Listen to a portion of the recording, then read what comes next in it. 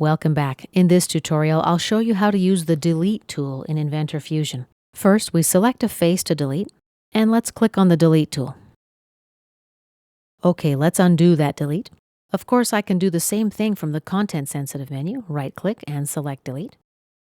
I'm also able to select the entire solid body and delete that. This time, I'll make my selection from the browser and then click the Delete tool.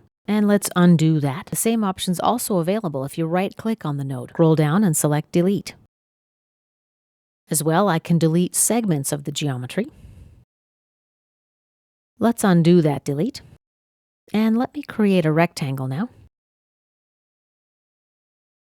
Now I'm going to delete one segment of my rectangle. Select the line to delete.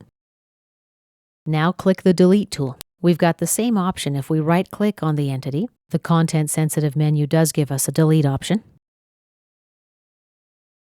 And this concludes our overview of the Delete tool in Inventor Fusion.